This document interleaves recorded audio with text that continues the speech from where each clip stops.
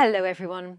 Simulations of weather and climate models require the use of supercomputer architectures to finish within a realistic timeframe.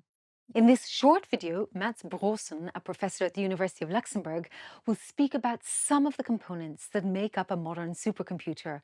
Mats, the floor is yours. This module is very brief, but it's my ambition that you should have a high-level understanding of the architecture of modern HPC systems and know that an HPC system is built from a combination of CPU and accelerator components.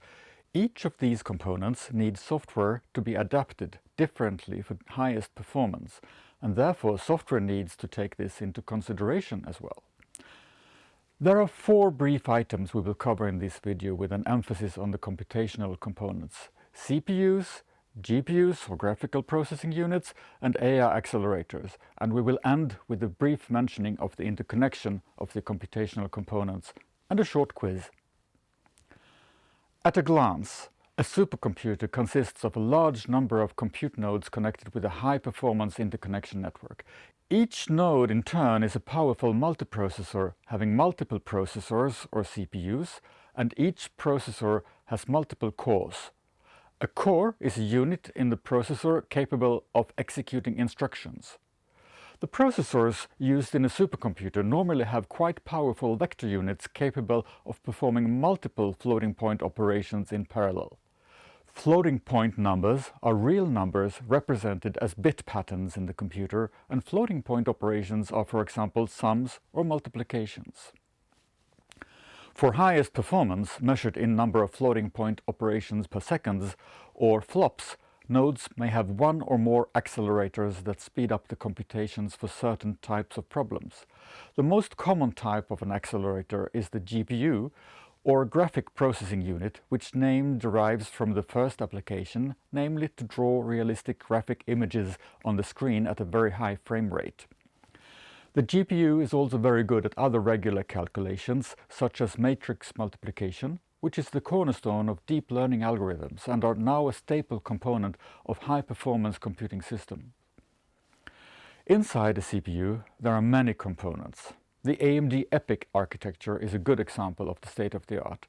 Inside a processor of the 4th generation EPYC architecture, there are multiple chips. There may be up to 12 CPU chips, each with 4 to 8 cores with separate instruction and data cache memories, and a second-level cache of 1 megabyte. The cores share a 32 megabyte large level 3 cache. The cores have 512-bit wide vector units for increased possibility to utilize data parallelism. Each core has the potential of executing more than 10 instructions from the same thread in parallel, using highly sophisticated branch prediction, cache prefetching, and dynamic scheduling of independent instructions. An I/O chip connects the CPU chips to form a powerful shared memory multiprocessor. The I/O chip is also responsible for the communication off-chip, and an additional AMD processor can be connected to form an even larger shared memory multiprocessor with up to 96 cores. Modern CPUs are very good at processing single-threaded code and multi-threaded code with an emphasis of achieving low execution times. However, most of the chip area is devoted to cache memory, and some types of computational patterns do not need this but could benefit from more computational units instead. One example of that is matrix multiplication, which lies at the heart of most deep learning models which have been so successful in recent years. Matrix multiplication is highly repetitive, and the memory access pattern is predictable, making it possible to bring the data close to the processing core ahead of time. The GPU kind of accelerator has an architecture which suits this computational pattern well. Originally developed for graphics processing, which also has the same characteristics, they are now geared mostly for AI applications. In fact, the highest performing GPUs do not even have any video output connection. The GPU is characterized by high density of simpler processing cores, lower amount of cache memory, and high bandwidth to main memory. Modern GPUs also have increasing choices on the kind of precision available for floating point calculations. In particular, the addition of half precision or mixed precision has allowed fast training of deep neural networks at an acceptable accuracy. GPUs have traditionally been programmed using low-level computational kernel languages such as CUDA, invented by NVIDIA. Increasingly, there are a number of software libraries being developed that abstract this low-level programming model in favor of common computational patterns used in, for instance, linear algebra. Deep learning model developers never need to go below the frameworks like PyTorch or TensorFlow, which all have backends for the most common GPU accelerators. Even with GPU architectures, the performance might not be optimal if the dominant workload is training deep learning models. Therefore, there has been an active development in specialized accelerators for this type of workload. Google is already on their 4th generation of its tensor processing unit, the TPU. The TPUs can only be used in the Google Cloud environment and are not sold separately. 3 examples of AI processors are GraphCore, which is from the UK, and 2 Californian companies, Sambanova, which is a spin-off from Stanford, and Cerebras. They are representing architectures where simple computational units and memories are built in a mesh-like structure. Cerebras is also built with an innovative single-wafer technology with more than 400,000 cores on one chip.